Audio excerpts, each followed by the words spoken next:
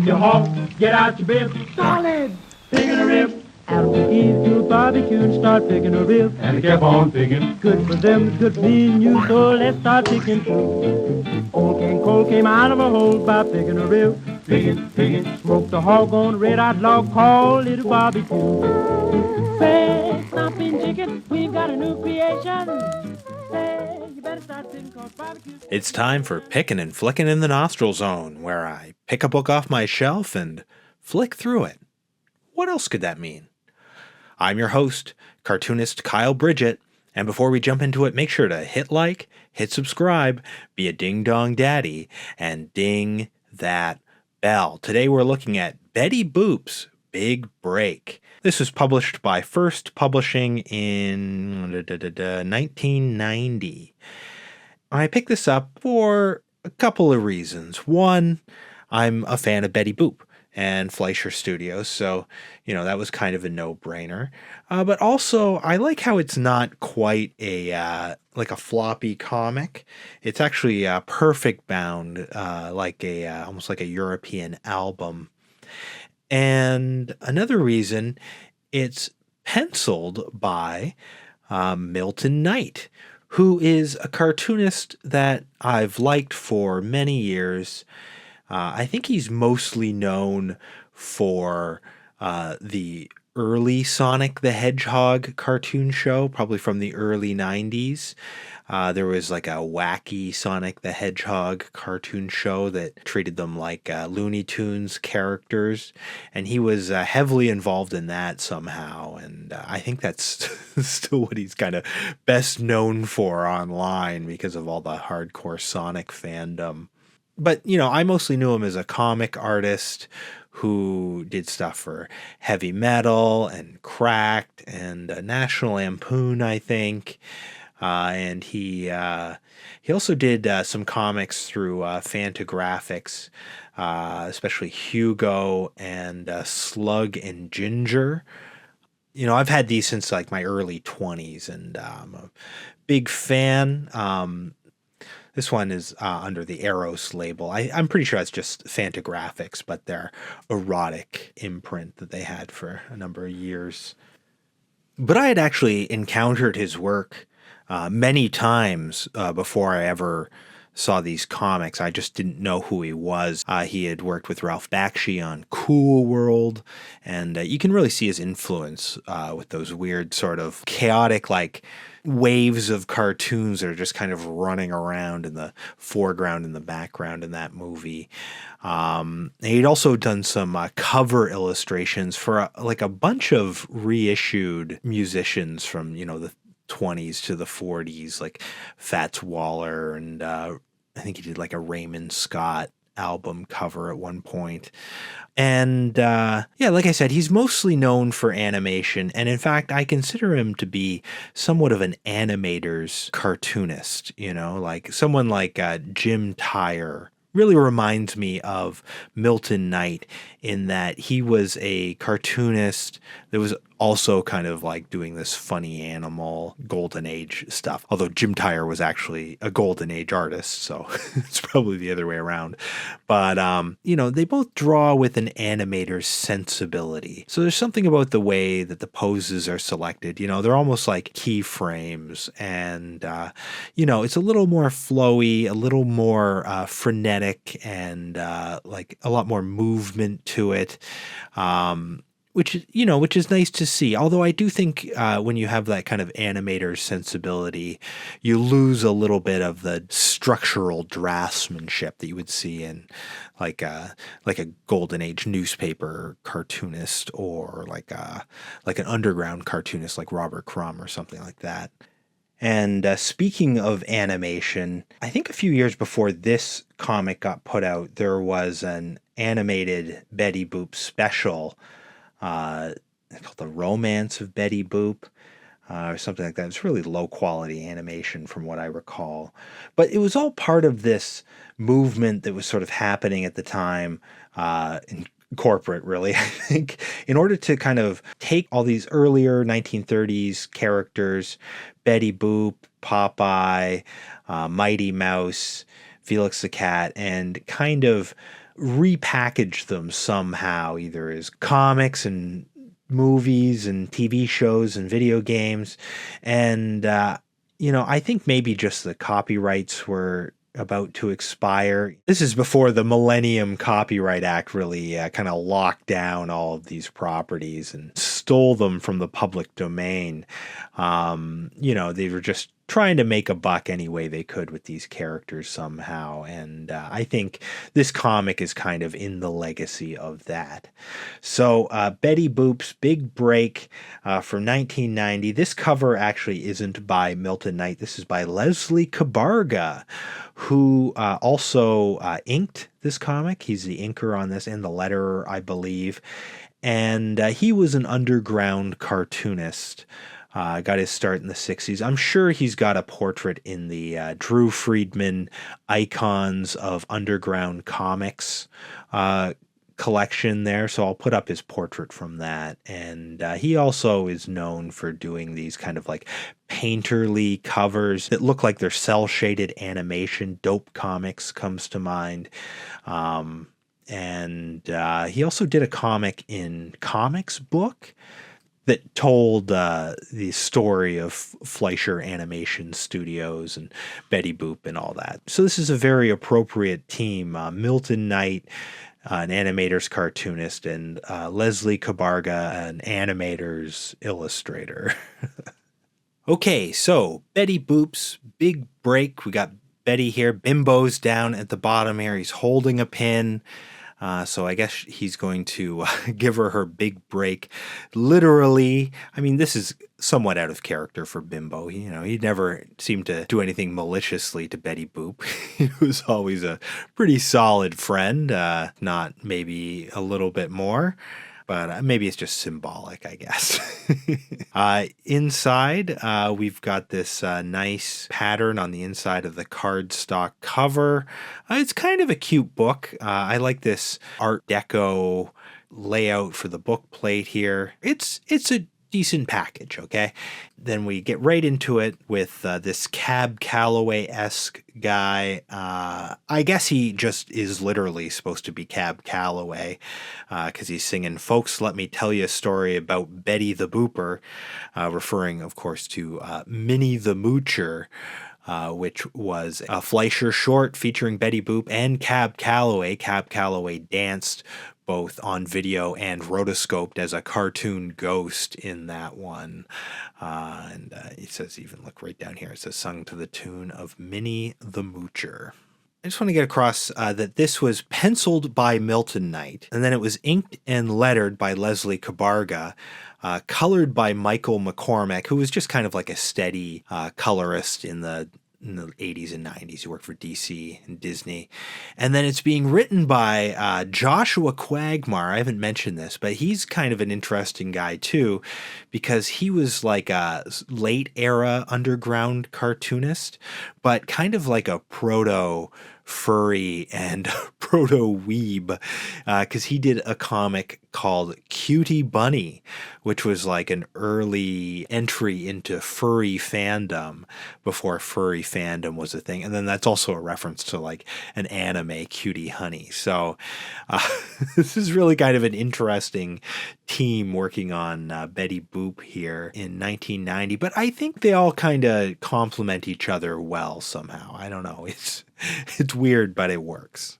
So she's dancing the Heidi Heidi High on stage here with Cab Calloway. It's all very Hollywood, surreal, and then she snaps out of it. She's got to go to work, and she works on Coney Isle. And I think this is something that they've done pretty smartly here, is dealt with the lore of Betty Boop. Because the thing about Betty Boop and, the Fleischer verse that this is really kind of about is that all the characters' roles are very malleable. You'll watch one cartoon and Betty Boop, she's a singer in a dingy bar. And then another one, she's, a big deal on stage. Another one, she's just running scams, or she's a homemaker. So, there's no real consistency there. But they've kind of taken a bit from the newspaper comic, where she was like kind of like a low level movie studio beauty type character. And they've situated her earlier in her career in this sort of New York environment that's done as a bit of a toontown here. And so she's an aspiring actress in this instead of like a movie star actress. And so we've got her here. She's looking at this poster, and it's starring Lulu LaLoop, and she's sighing, wishing that was her. And this is kind of like, it's kind of like the character that is her, but already, and she kind of wants to be that. But she gets called by Bimbo.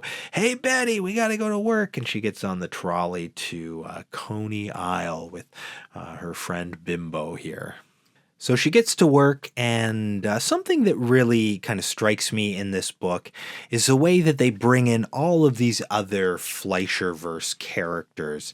You know, it really felt like they were doing like a pilot for a series, or, you know, kind of a proof of concept for an ongoing Betty Boop comic series. So we've got, first of all, we've got Grampy coming in here. Grampy was like an inventor. He's always making these wacky inventions, and he immediately gets to work like wasting her time, getting her to hold things. And then the boss shows up. Boop! So the boss yells, "You're 37 seconds late. I'll have to dock you for that pay.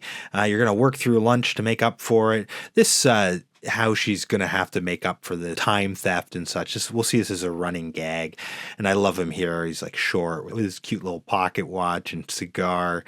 You know, this is a thing about Milton Knight, is that he's really mired in these old cartoons, and he's got all of the stereotypes and the language of that style down perfect. So she's going to work. Her first job is working on the Tunnel of Love. And they get her all gussied up here in this saucy pirate's outfit. And this is something that they've done. So they've sort of created a story where Betty Boop can have many, many costume changes, which they kind of suits her character. She often would do that in the cartoons. And you don't want to see her in as many kind of fantasy costumes as possible. So they've got her all dressed up like this pirate at the Tunnel of Love.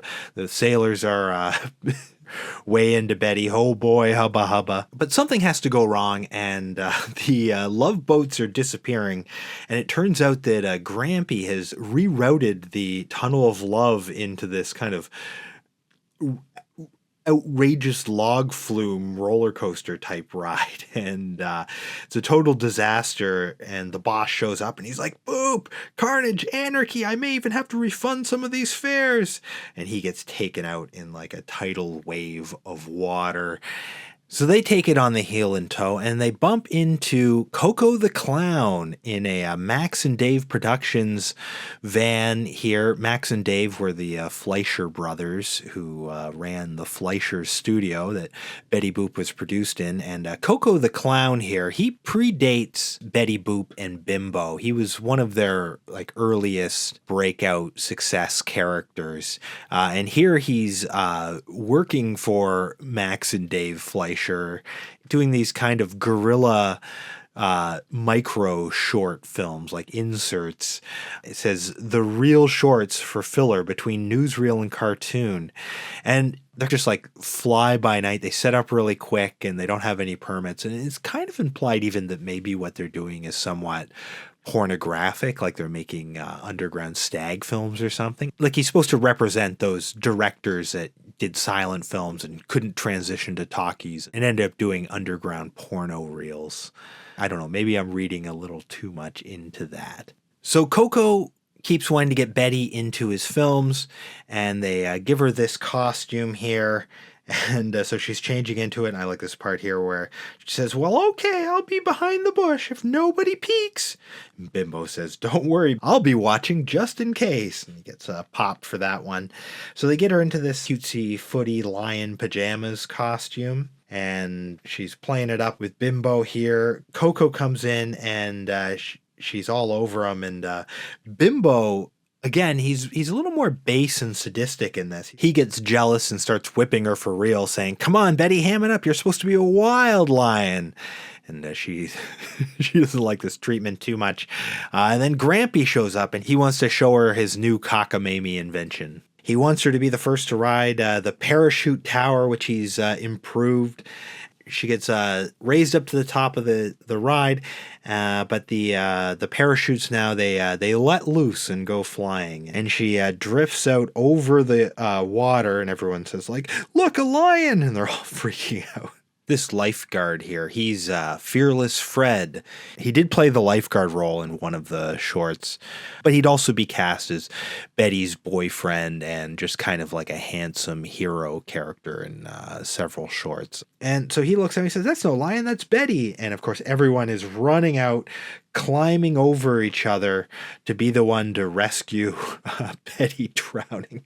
And she kind of like swims away, and she's there, and now her lion suit is all soaked, and the boss is mad, and everyone's coming after her, I guess, to give her mouth to mouth. And so she ducks into this bush, and she has another costume change.